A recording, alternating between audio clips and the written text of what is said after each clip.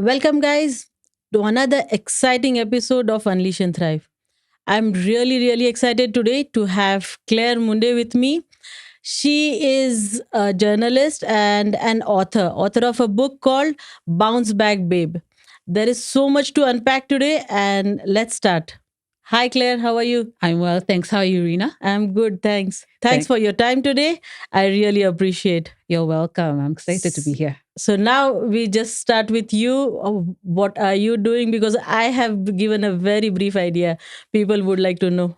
Thank you for that, Rena. So, as you mentioned, my name is Claire Munde. I'm a journalist. I'm also an author of the book called Bounceback, Babe. Bounceback, Babe is a book that I published this year, 2025, and it really is a guide for women and moms on how to take control of their finances, their wealth, and their fitness. So, fitness, finances, and your mental wellness, because those three are intertwined. So, what really made me write the book was because I've seen a lot of moms and me as well being a mom. Those are the things I struggled with. After motherhood, things change, whether it's in your Of career, course. things course. change, So much. The priorities change. Oh, yes. And then now you also have to have your finances in order. So sometimes we are not ready for these things. Right. And sometimes what you think is obvious is not so obvious. So a little background. Now, my academic background is in finance. So I'm a journalist, but I ended up That in is the news. interesting. I know. I have a background in finance also. Yes. So I see a good future. You see a future. You already have started with your podcast. So how I ended up in the newsroom is basically because I used to write a column and it was really breaking down some financial concepts. And my editor at the time told me, you know what, you're in finance, but you break things down in such a simple way, you should consider coming to the newsroom. And because you're a good writer, you should do it. And the thing is, when I was in uni, I was thinking about journalism or finance. So I thought, if I can marry the two, how fun would that be? So I took a chance. I think that is what people need to do. So many people are stuck with one focus, one career. If they have done finance or economics, they just get stuck there. I think this is something people should actually think about, explore. Absolutely. And that is a little bit is what you do with linkers, which we'll talk about a little bit more, because you want people not just to go to school, but to have things that are really useful for the market. Absolutely. So that's how I ended up getting into the newsroom, started off in the print section, moved on to digital, and now I'm doing digital and broadcast. I see a lot of interviews you keep on doing. 15 years later, we are still here in You are 15 years into the industry. Yes, don't calculate my age. No. Absolutely not. I'm still Gen Z at heart. That's what I call myself as well. Yeah. Amazing. That's so good. Yeah. So tell me more about how this journey has been about, getting into journalism, exploring, learning new things. How? Yeah. It's been pretty exciting, actually. Journalism is very fast paced. Whenever you see a job advert for journalism, it's like you should be able to work under pressure. But, the things have changed these days. And employers who put that these days are told, are you thinking about people's mental wellness? But yes, you need to be able to work under pressure. You need to be able to be fast. Breaking news is there every other time. And there are so many stories every day. How do you cope up? Do you really, sometime at point of time, you get personally connected, or you feel the pain? Yeah. How is it? Or do you cover more of the finance related? Yes, absolutely. So I do a wide range. Right now in digital, I do a wide range. I do, yes, the interviews and all that, but there's also the news, the breaking news. And yes, it's hard to remove yourself from the story. So that decompressing and that call for mental wellness is very important. So how it's evolved, actually, the journalism space, the times when print was everything, these days it's changed. Yes, print is always going to be there and it has its place. But now with the digital space and social media, citizen journalists, people who are breaking news for us, things have changed. So right now it calls for multi-dimensional skills. So you should be able to move with the beat very fast. So I think that's one of the things that, has a whole bearing on your whole life. So in the journalism space, you have to be able to be multi-skilled. But even as a mom, Yes. you're multi-skilled already. I So think that is the reason women are very good at work, because they are already handling they are multitaskers anyway. yeah, So that is one reason why women can thrive at work. absolutely. So now we would like to know about your book. Like, how did that journey? How did you come up with an idea that now I really need to write a book? Yeah. So, interesting fact is that this is my third book, but it's the Oh, first published book. okay, So now the okay. other two books have been gathering dust. And then I said to myself, you know what, 2025, I'm not going to do a third book and it's just going to remain unpublished. Correct. So I said this year, I'm going to publish one of my books. And it so happens that the last one to write is the first one that I'm publishing. And it just is because I am very much in that motherhood phase, and all the madness and joy that comes with it. Yes, So yes. what happened is that when I would speak to other moms in mom groups and also my friends and other things, there were things that used to come up every other time. And one thing was the mental wellness. As I said, when you get a child, it changes everything. So if you're not very careful and deliberate about how your mental health is, you can end up sliding into places that you don't want to. So mental wellness was something that all moms I used to interact with used to talk about. How Absolutely. do I get Because my it takes, self-care? oh yeah, self-care. Yeah. Because you forget taking care about yourself. Yes. You are so concerned or worried, or so much obsessed about the child. Exactly. You're so obsessed with the child. And even from the time you give birth, what Yeah. happens when people come to see you in hospital, they're like, how is How the is the baby? baby? Yes, let's I see. know. Oh, very few Very people few say people like, and ask. how are you, mom? Yeah. And that is a problem. So I really, that was a problem. So the other thing that came was the finances. And to me, I thought this was obvious. And that is because of my background in finance. But then when I started Correct. talking with moms, the things that I thought were obvious were not so obvious. So things such as insurance, something as basic as insurance. There were moms who would tell me, you know what, I went to hospital and when I wanted to be discharged and I was brought my bill, I was being told, oh my goodness, some of these things are not going to be paid for by insurance.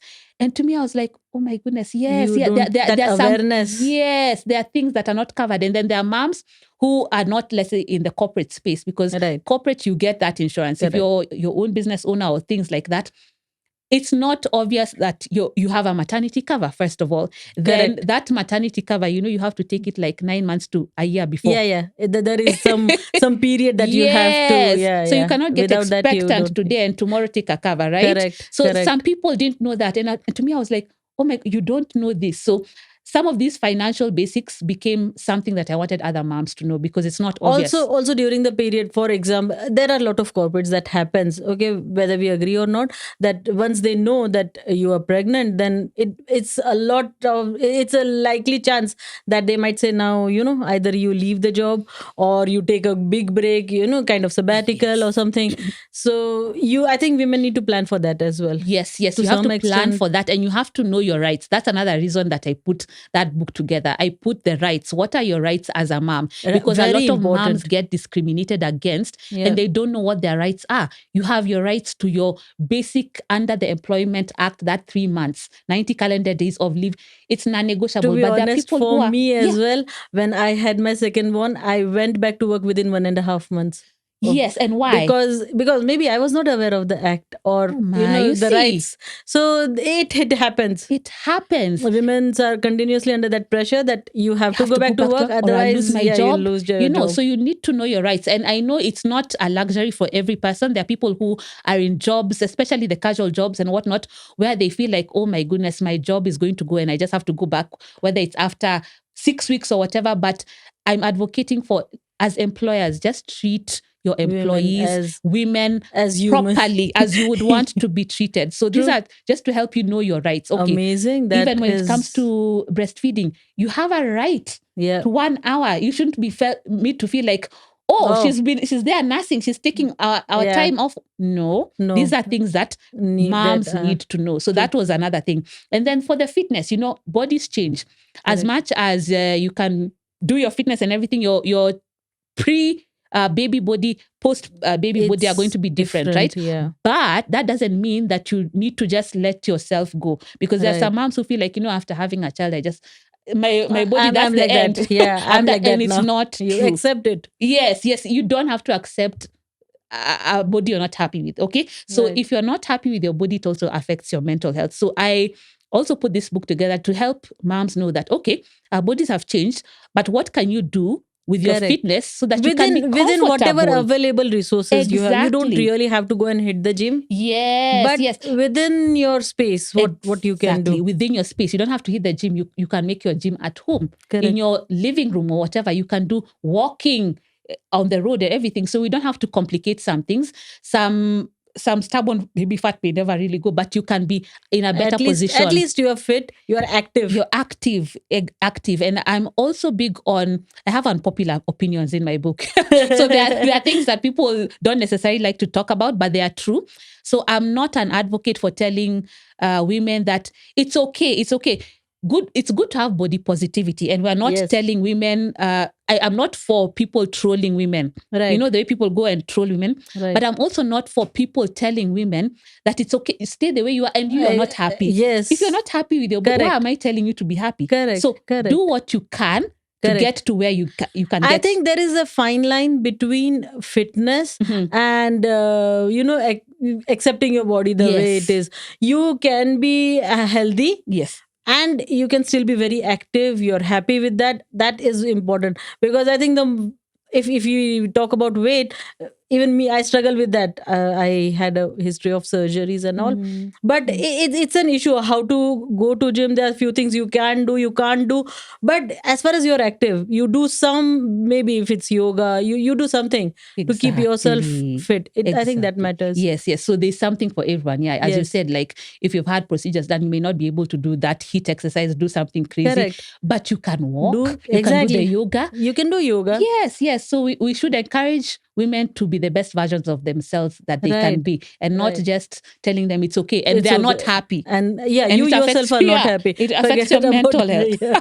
So those are the three things that I found moms kept on facing. So I said, let me put down some of the things that That I have is learned myself, that I have talked to other moms and found out, and put it in a guide, a simple guide, because also as moms, we don't have all the time in the world. So this is a simple guide for moms on tips on your finances, on your fitness, on your mental wellness.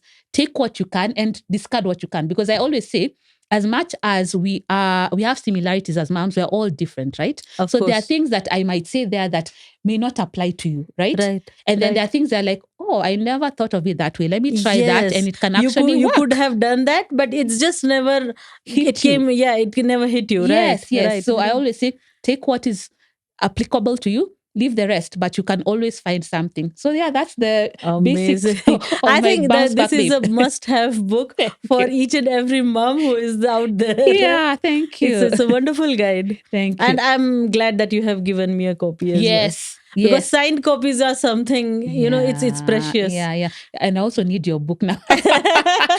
We'll get I it know, though. we'll get there. Yeah, yeah. So tell me now, when you have written this book, how would you guide people on, if there are so many women out there, like after I wrote my first book, I got in touch with other women as well who wanted to write, because they just saw, I'm a perfect introvert. When I am in that social outspace, I will not talk. So people used to think that I don't have that ideas. But when that book came out, many women reached out to me that how did you do that.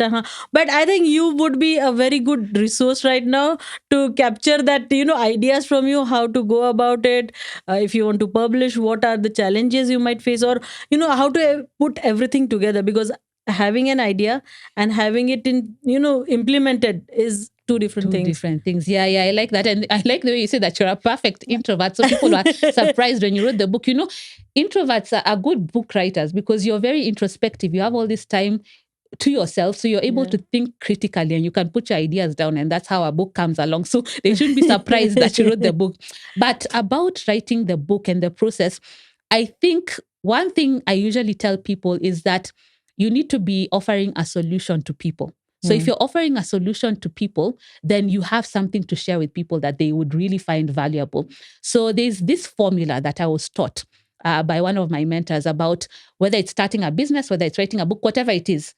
there are 5 things that you should think about, and it's a 5S structure framework. I think everyone should take a note Yes, of this. take Please. your notes, get Please. your notebook and write this, because this is a perfect guide. If you're thinking of a business and you're trying to wonder, is it worth it or not? 5S framework.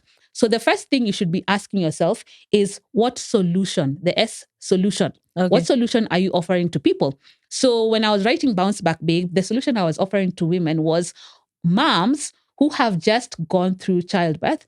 During their first year postpartum, they're facing struggles with their body. They want to get back into shape. Right. Mental wellness. They're trying to ask themselves, how do I get in the right frame of space so that I can be good to myself and I can be good to my children?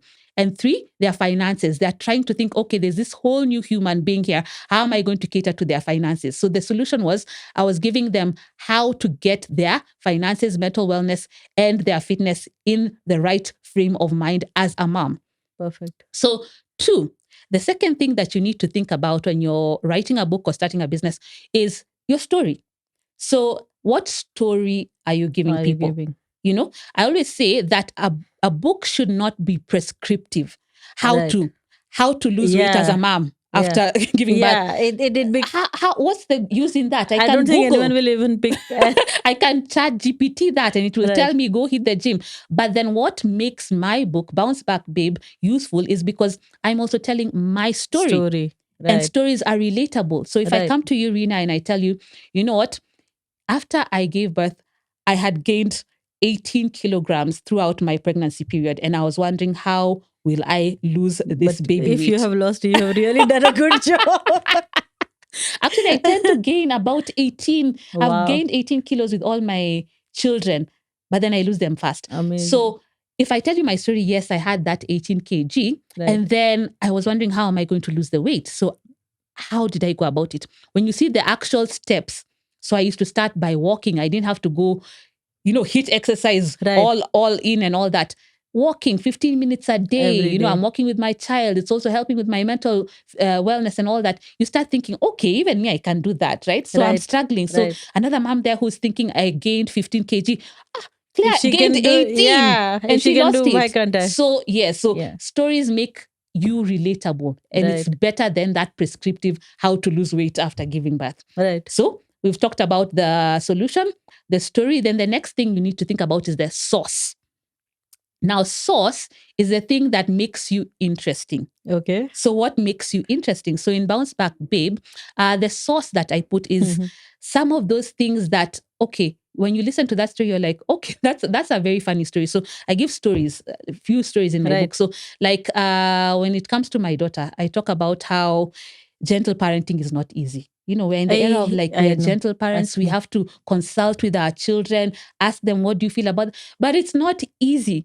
When I tell my daughter, go and pick your sweater and take it to the laundry bag, and she's like, why? And I'm like, I would never have asked my that mom question. Why. I agree.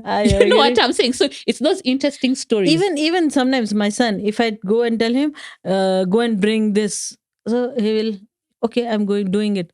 Now, you don't have a whole day doing one thing. But that's how you have to deal with them. Exactly. So that's what the source is. Those interesting stories from your story. Then the fourth thing is salt. So there's sauce and there's salt. Okay. Now the salt is a controversial thing in your book. So you have the sauce, the interesting stories. But what is this controversial thing that people will be like, okay, this is not what I would have expected. So for me, the salt is I have unpopular opinions, and there are opinions that I tend to think people think about them, but they don't just say them out loud because they just want to. Yes, they want to just be there with everyone. On the edge, sit on the fence or be politically correct. But there are things, like the one I told you of this body positivity. I'm all about don't troll people, but I'm not about telling just a woman, accept, and you have not, and she's not accepted it. Correct. So that is my salt. So I'm not going to tell you like,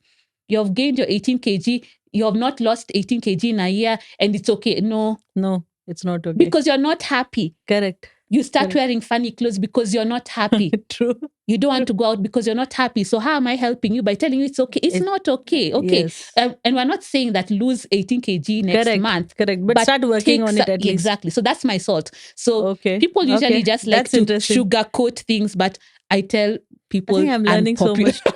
So that's my salt. And that's what it is. So the fifth thing when you're writing a book is you need to think about your stage.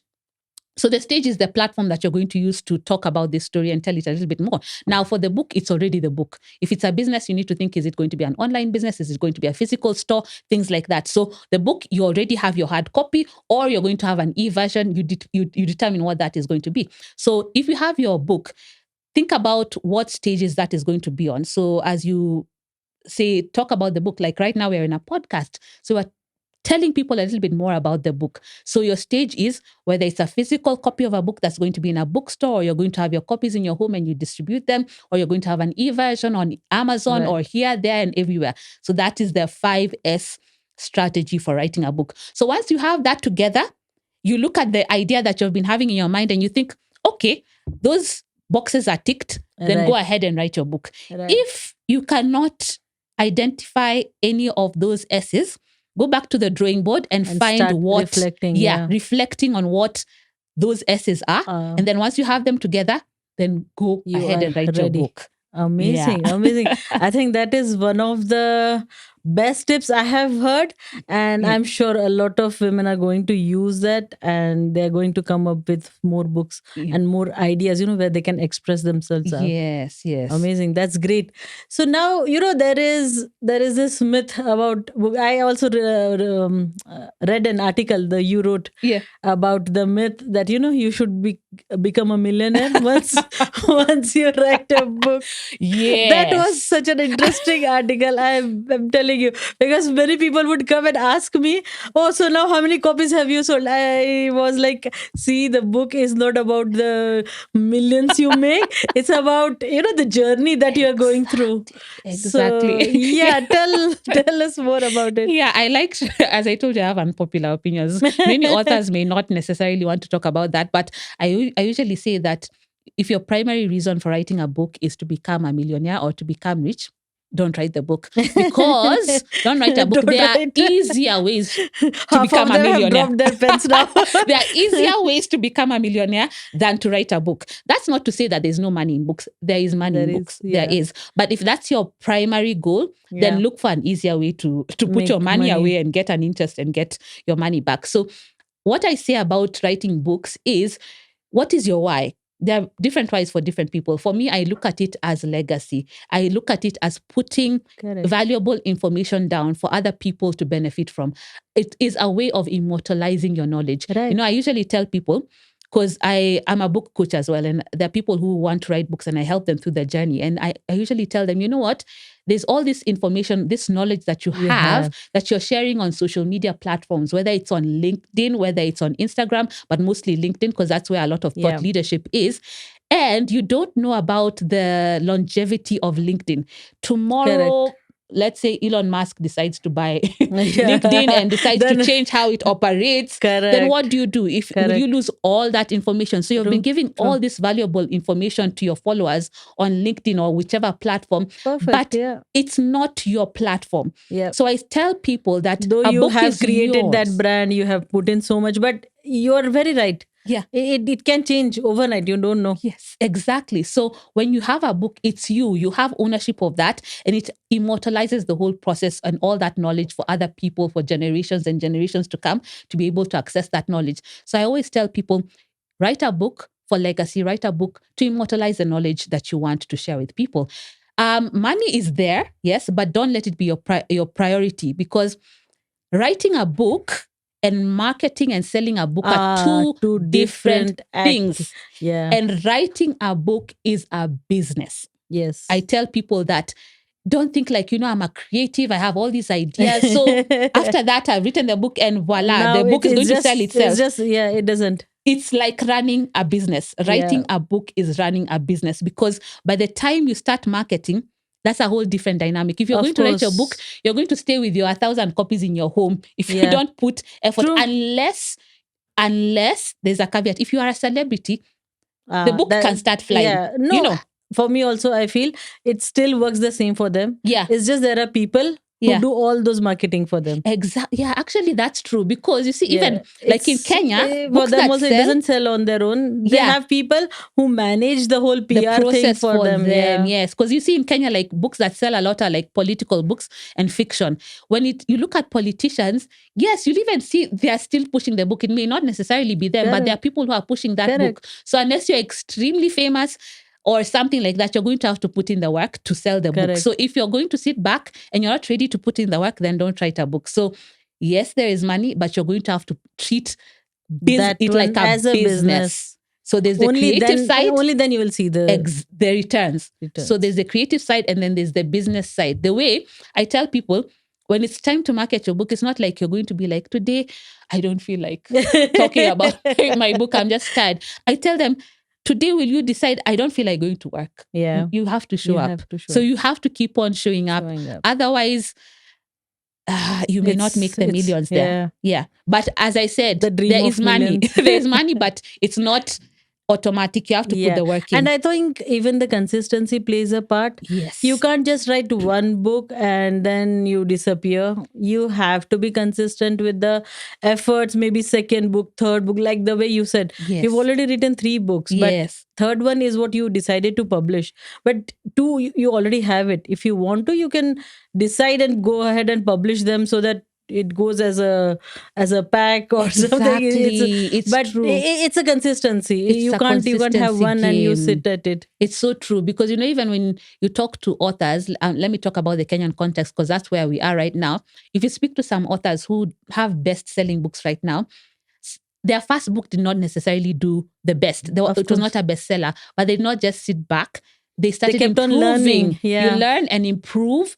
Maybe do a second edition or do an entirely different book. Some people, it's their third, fourth book that became a bestseller. And then when you look at some of the bestsellers, it's not, they're not a one-hit wonder. So you have to be a consistent person. For me, I follow Robin Sharma. Yes. So his book, the best book that I have loved about is the 5 a.m. Club. But his first hit book was The Monk Who Sold His Ferrari. Yes. But before that, he had written other books.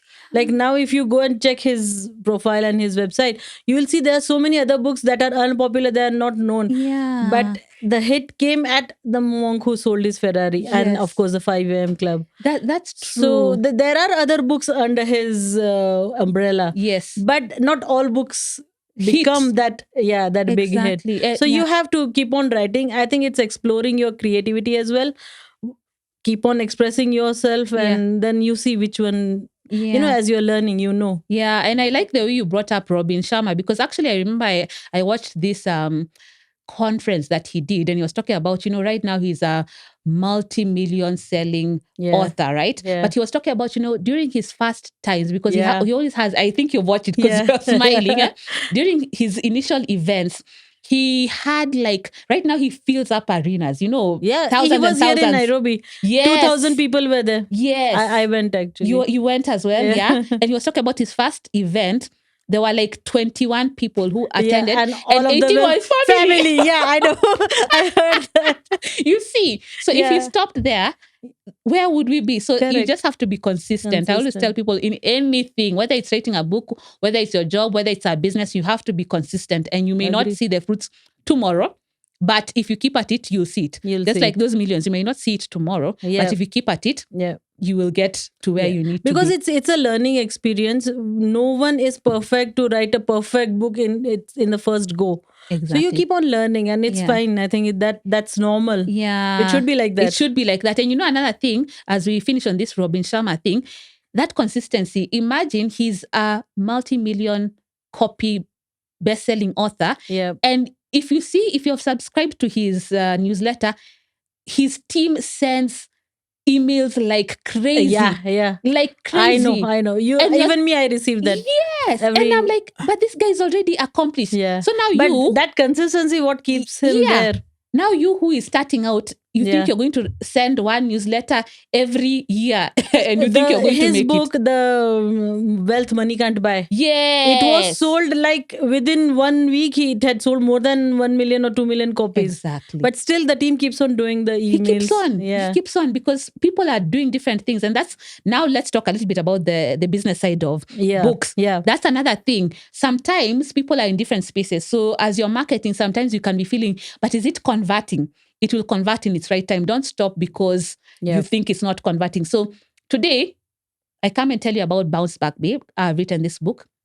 You may not want to buy it today. You may not have the money to buy it. People are living on a budget, things like that. Yeah. But a month later, 2 months later, you might be with your friend and your friend is like, I'm expecting. And you're like, oh, by the way, there Why was this can't you? author Yeah. called Claire who wrote this book about bounce back. Maybe this might be relevant to her. So don't think about converting tomorrow Correct. or today. Correct. Just keep at it because you don't know at what point that conversion comes. So I always tell people just keep at it because sometimes people like to look at how fast am I I converting. can. Yeah. It might It convert not- Yeah. at the end of the year. Especially, okay, there is this generation gap. Yes. And with this new generation, Yeah. they want conversions like this, Now. immediate. Now. I think that is one of the reasons why social media is so active. People get popular on TikTok, on Insta Yes. so quick. Yeah. And they want everything to, even if it is their studies or whatever, they want that immediate results. Yeah, I instant think that is gratification. instant. Yeah. It's not really healthy. And that also affects your mental health because Agreed. even these 1 million followers on your TikTok or Instagram, they don't necessarily like you. Of course. Yeah. You know what I'm saying? Some of them are what? Yes, honest. exactly. So don't be so focused on, okay, is my page growing to 1 million followers? Yes. You want the authentic, real Content to community. go So I always out. tell people, look at building a community. You can Yeah. have 1,000 followers Yes. on your Instagram for your book, but they're actually plugged in. These are people who are actually invested in like bouncing back. So the women who are following you are like, I want my fitness to be on point. They are having conversations. You even have a WhatsApp group where people are talking and having a conversation rather than having the 1 million. And they're just following, they're not really engaged. When you call for an event, will they even turn up? So Correct. look for building a true community that is Authentic invested Yeah. in it rather than just having numbers. I have 1 million Yeah. followers. Yeah. But do they But really? yeah, I think that is the trend right Yeah. now. But really, we need to have that very good clarity about it. What we really want to achieve from those followers. Yes. Yeah. Yeah. Great. This is, I think, a very good conversation. Yeah. Now tell me, what would be your insight about, you have written this book. Okay, let's talk about what other two books you have written. Yeah. The first one was on personal finances, just taking control of your personal finances. Because and you're this from was the finance exactly you're so yeah, I was so focused. on that, but it's a broken down kind of version, so it's simplified. Okay. So as I say, I like to simplify things. They say that simplicity is the ultimate sophistication, right? So I don't like complex things. So sometimes people are not so much fans of finance because it seems so complex. So that book was just about personal finances and how to take control, get your budget right, not necessarily for women. That was across the divide, men and women. Then the second one was more on fitness. So actually it's been recurring themes, but that one was not for moms per se. It was just for women. Fitness. Yeah. The overall fitness. So yeah, those were the two books. And so yeah, I think you've kind of clubbed them together Now- from the mom's perspective in Yes. this book. Okay. Exactly. Good. I would just like to share something about my book. Yes. So my book is called Recharge and Restart and Discover 3 Circles of Renewal. So it's about, it's inspired from my own story when I went through a lot of stuff in my life and how to come back from that. So how do you get yourself back? You are deep down, you're like literally broken, shattered, and then you have to come back. So women are not only have to worry about their life or your family life as such, but even the career, which you had sidelined, and you feel stuck and you don't know what to do about it, then how to come about back about that. Yeah. So somehow relates with your Yeah, it book. does. Yours is more focused on moms, Yeah. and mine is focused on women, on how to gather yourself back. Yeah, and maybe let's talk a little bit more about the book. Like, how long did it take you to write the process? And when did you just decide, you know what, all these experiences that I've had, I just need to put it down in a book because there are other women who are facing this and they need to know about it. Yeah. So I told you, yeah, I'm an introvert. So it started off like a journaling because I had to let it out somewhere. So I started writing it, and slowly I thought, let me make up, the way, let me put some story into it, so that it's not like five principle, go do one, two, three steps. It's a story that a woman is going through something.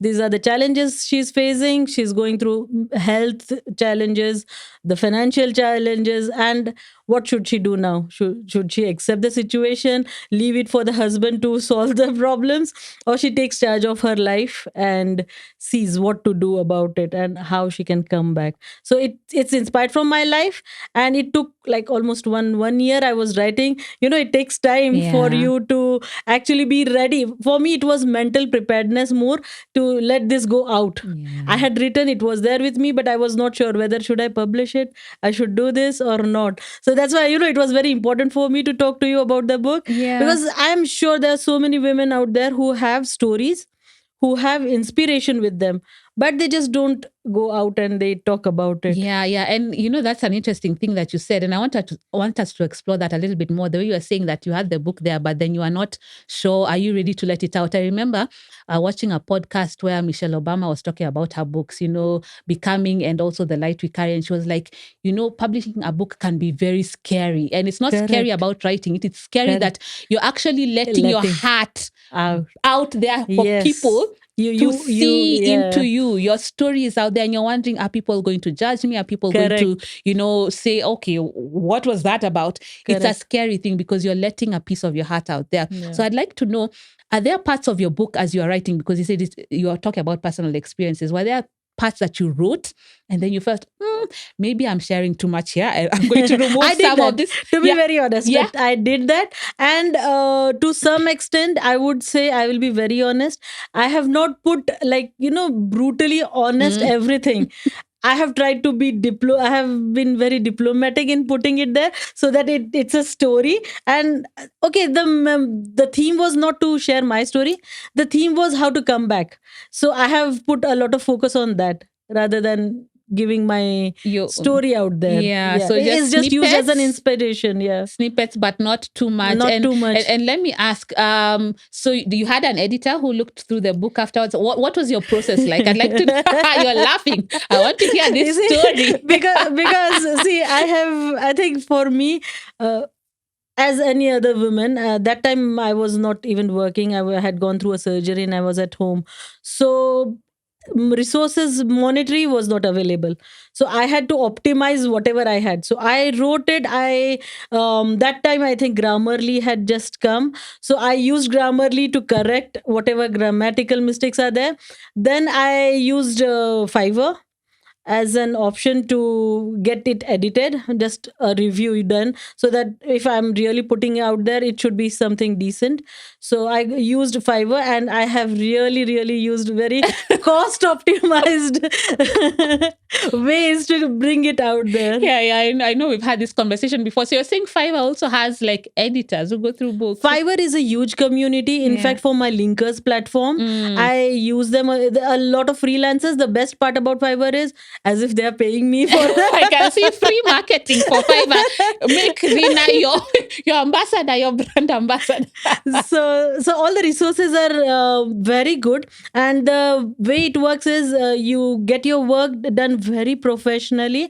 You don't have to worry about sharing any information or whatever. It's confidential within the contract. So it's one of the best platforms. I use them a lot, even for my linkers platform, for getting any integration between the two software systems, or getting the website up and running. I use them a lot. Awesome. So that's good. So it's It's a also whole, if you explore, you will see there's literally from creating music to editing the book, printing the book, publishing software. It's like everything. It's a All in one, whole all in. community. And that's good. And I think that's good for viewers who are watching right now, because I get, as I said, I'm a book coach, and I get a lot of questions of like, okay, I don't have the biggest budget right now, but I still have Right. a story in me and I want to publish Right. my books. I always tell people there's a budget for everyone. So I give you different options. And, there's the Fiverr, even like for my book, The Bounceback Babe. Yeah. Um, I did not use Fiverr. I did not use that. I had graphic designers, I had Yeah. people who would lay out and everything, but I always tell people, there are many other ways to go about it. If you're tight on your budget, but you're still very passionate about what you want to say and you want to publish, there are other options. So I always feel it's good to let people know you're not going to need millions to publish the book. It depends on where you are, what you want. But I always say go for quality, because remember, at the end of the day, it's your byline on that book, and you don't want to look at a book and you're like, oh my goodness, my name is on that, and you're embarrassed about it. So true. Get the best quality that you can where you are. Yeah. And I think one of the most important part is whether you have budget, whether you don't have much budget, but at least start. It should know I think one of the biggest problem for books not coming out or starting of your own business or consulting is you don't start. You wait for that perfect moment. I will have this money, then I will start. I will have this, then it never comes. I mean, even for building a house, if you want to buy a house, you wait for that. I have that 5 million deposit, then I will buy. It never comes. You have to just start. You start finding ways out there. Exactly. And just the way you're talking about that house, as a finance person, I have to put this in. That thing with finances, when it's women or men or whoever, sometimes you're looking for the perfect circumstance. Start where you are. So as you said, if you want to buy a house, you're imagining my perfect house is this villa, with all this land and everything, but you may not have that money right now. So I tell people, start where you are. You can start with an apartment one and bedroom, then work towards it. Yeah. True. So start. The idea is to start. At least it starts appreciating the value. Exactly. You buy something. Exactly. And whoever tries is much better than the one who never tries. That speech by the former late President Theodore Roosevelt, the man in the arena. The credit goes to the man in the arena. Are you actually trying to do something? You are so much better than somebody who is seated there and saying that, I would like to write a book, but they're not doing anything. So your book may not be perfect, but you are the man or the woman in the arena. You are trying. Correct. You could fail, but you're trying. Correct. So always be the man or the woman in the arena. As long as you're trying, one time something is going to work out. You're so much better than someone who's just seated there and criticizing or just saying that, it would be nice. Just be the man or the woman in the arena. Of course. I agree. Totally. Yeah. Amazing, Claire. This has been a conversation, I think, that I really wanted to have for a long time. And it's great. The energy you carry, the spirit, the way you are, just enlightening everyone. It's amazing. Yeah. Great. And we cannot end this podcast without you telling us a little bit about linkers, because, thanks. Yeah. I got to know you through linkers. And I think what you're building is very powerful, enabling young people to really match their skills to what the market wants, and just making sure that you're not just going through the motions. You're not just getting a degree. Is it really relevant? How can you link those skills? So tell us how you're linking your linkers. LYNKRZ. Yeah, for that name also, I did a lot of research. What would actually Gen Zs love as a name? So linkers was very optimum, I think a perfect name, because it's linking. So the concept was, right now we already know 60% of the African workforce is below 25 years. This is the workforce that's entering the market. And no matter what you give them names, you say they are this, they are having different priorities. But this is the market force you have. I mean, you have to deal with them. And I don't think that they are wrong, or it's just another generation. So to some extent, we as Gen Ys, millennials, whatever the names are given, we should also be that flexible and have our perception changed, that we have to deal with them and we have to accept them as our own. So Linkers is a platform where I'm trying to build bridge this gap. with courses or solutions, or what do you say, more of learning experiences, which are not only courses. Like, you don't go and get a degree, then you are not ready for the work. Because at workplace, the way having an idea and writing a book is completely different. It's exactly the same. You have a degree, but when you go to work, it's completely different ball game altogether. So Linkers is trying to bridge this gap with the soft skills. There are so many, as I enrolled myself for John Maxwell certification, I got to know so much about leadership that I was not aware about, or that's not really talked about so much. So there are things like, how to handle even the toxic work culture. There are things how to handle up, how to manage your team, or there's a lot of stuff there. So Linkers is the platform where I'm trying to build and give this each and every solution in with a small mini course. Because I don't want people to, with the generation we have, they don't have that kind of patience to enroll for a 2 years degree, and then after 2 years you will know something. I'm trying to build up small courses which will give them kind of quick solution. For example, you are now in a mid-level management, and now you have a team. Okay, so all of a sudden, if you're given a team, now you don't know how to handle a team. So there is a course which is called From Manager to a Leader, which will give you an insight of how to become a leader from a manager.